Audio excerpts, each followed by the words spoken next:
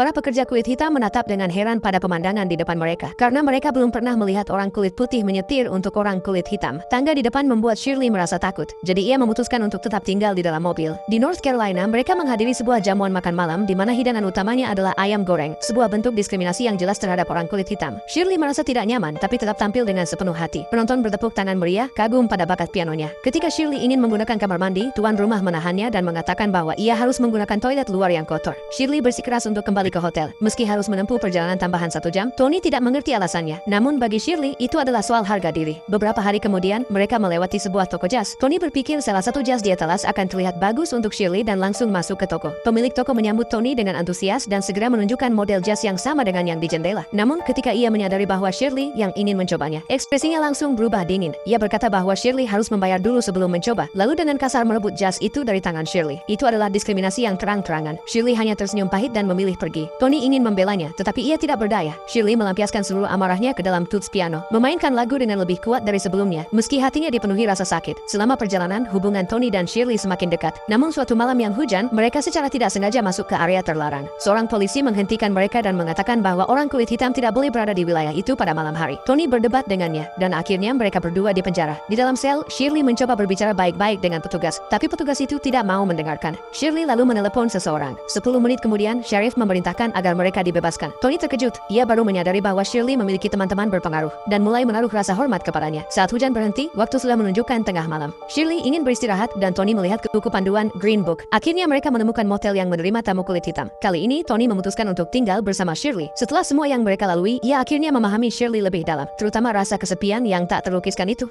Mereka akhirnya tiba di tempat pertunjukan terakhir. Panitia menyambut dengan ramah, bahkan sudah menyiapkan tempat parkir VIP untuk mobilnya. Namun di tengah sambutan hangat itu, mereka malah mengarahkan Shirley masuk lewat pintu belakang. Ruangan yang disiapkan untuknya berada di sebelah dapur, dengan tangga sempit tanpa tempat untuk menggantung pakaian dan udara yang dipenuhi bau minyak goreng. Ketika Shirley ingin makan di restoran, pelayan menahannya dan menyarankan agar makanannya diantar ke kamar. Shirley menolak makan di ruang penyimpanan. Lalu pria itu menyarankan sebuah warung kecil di pinggir jalan. Tapi Shirley memutuskan bahwa ia tidak akan menanggung penghinaan itu lagi. Penyelenggara meminta Tony membujuknya untuk tetap tampil, mengingatkan bahwa lebih dari 400 orang sedang menunggu pertunjukan dan waktu hampir habis. Sambil berbicara, ia mengeluarkan dompet dan menawarkan $100 kepada Tony. Tony marah besar, menolak uang itu dan memutuskan pergi bersama Shirley. Mereka kemudian pergi ke sebuah warung kecil di pinggir jalan. Meski pakaian mereka yang elegan tampak tidak cocok, tak seorang pun memandang rendah mereka. Di atas panggung berdiri sebuah piano tua, bukan Steinway, tapi Shirley duduk dan mulai bermain. Seorang musisi lokal segera ikut bermain, berimprovisasi bersama. Malam itu, Shirley mencurahkan seluruh jiwanya dalam permainan pianonya, dan untuk pertama kalinya setelah sekian lama, ia bermain dengan kebahagiaan yang tulus.